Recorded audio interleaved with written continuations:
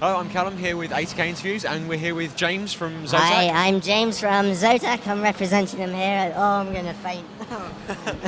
This is crazy. Back to normal now. Yeah. Hi, how you doing? Yeah, not bad. So, I've come to show you exactly what we're doing on the booth. So, over here we have Zotac.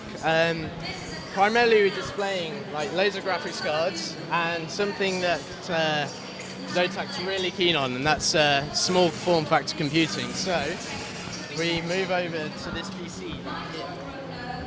We can see this is what we're calling the ultimate LAN box. Basically inside, if we can get through, inside we've got one of the new Zotac H55 motherboards. So it's right inside this PC.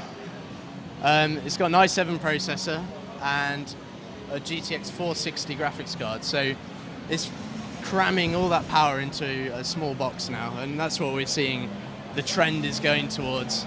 And so it's not much more expensive than So is this sort of moving all towards the mini ITX form factor and trying to get it all small? And Zotac's loving it. We've got about 20 different models of all sorts of ITX motherboards. Brilliant.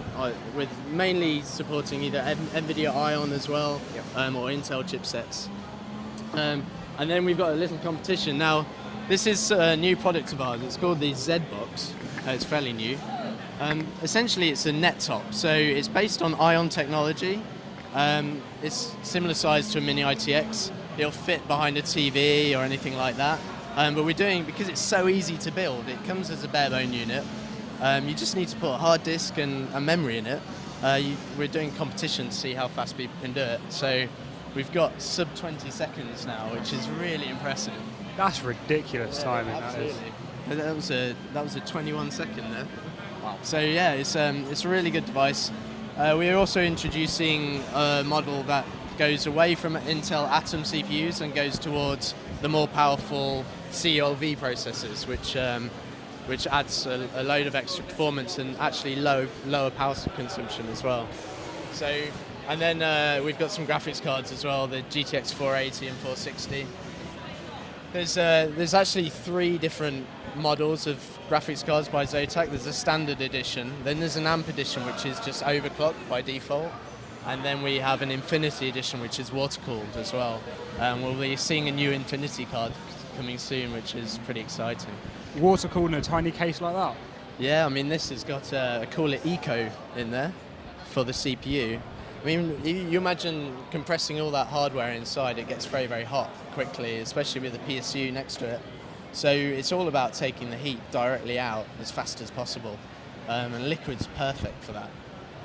So can you see everyone at LANs in several years' time using these sort of things instead of those massive cases that everyone has nowadays? I think it's a definite benefit because it's so small and you can carry it around. Yeah, absolutely. And I would like it myself instead of dragging my massive Cooler Masters stacker around with me. But it's all preference, really. You can't put SLI in there, for example, so you're restricted in that element. You're restricted to dual channel DDR rather than triple channel. So there are some downsides, but in terms of size and performance, it's brilliant. It's awesome. So yeah, we're and then moving on, we can go around. Shall we walk around? Go for it. Go for it. Let's move. So we're moving on towards Alienware bags now. So Alienware bags are the official bags for Alienware laptops, simple as that. But they're actually made by a company called Mobile Edge, a massive American bag manufacturer. They do all sorts of different shapes, styles and everything, but they just have the license for Alienware. So we're working with a few people in the UK. They're pretty new to the UK. We support all the different kind of key Alienware laptops that are available, MX11 and 17 as well. We're doing a competition to guess the chocolate, the weight of the chocolate. So that's good fun. And then everyone who enters any of the competitions go into a prize draw to win a copy of Mafia 2 from GameTail.com, which is a soon-to-be-launched e-tailer for games, which are supposed to be really good. So we're looking forward to that. And then finally, Synology. So Synology make these boxes, and Kevin's from Synology. Yeah, you go for it. Basically, we're showcasing our new firmware, which basically is called DSM 3.0. It's the first multitasking firmware available. If I can demo it to you quickly, it's it's more like Windows or Linux. Most NAS servers that you'll come across don't interact in the same way that ours does. And what we're kind of showcasing is the fact that our servers do far more than just act as your standard network attached storage. It now interacts with an Android as well as an iPhone, and the new firmware is available free download to anyone who's got a NAS server made by Synology. If I just briefly show you how it works, it's quite unique in the fact that if I was to open any of the information, I can now click and drag anything that I've got. So if I'm doing anything which is to do with the data transfer or anything like that, I can also be interacting with other applications. At the moment I'm running 3 surveillance cameras which all link up to my NAS server while I'm running data. I've also got my iPhone which I can actually interact with anything that's happening at one time. So if I was off site, I could interact with my iPhone and I could check the video cameras that are in here now. So basically we're just showing off the multi-purposes of our new software here. All right. That sounds quite impressive, actually. That's quite good.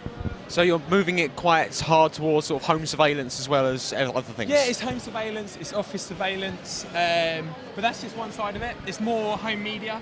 So you've got audio stations that link up with your iTunes accounts. There's photo stations, so if you've got a family, if everyone's got access to the network, they can all drop their own photos from their iPhones or their Android phones in whatever format they want to do it. So it's one more step towards a smart house? Pretty much, yeah, I guess so. All right. Yep. Thank you very much for your time. No problem. Cheers. Thank you.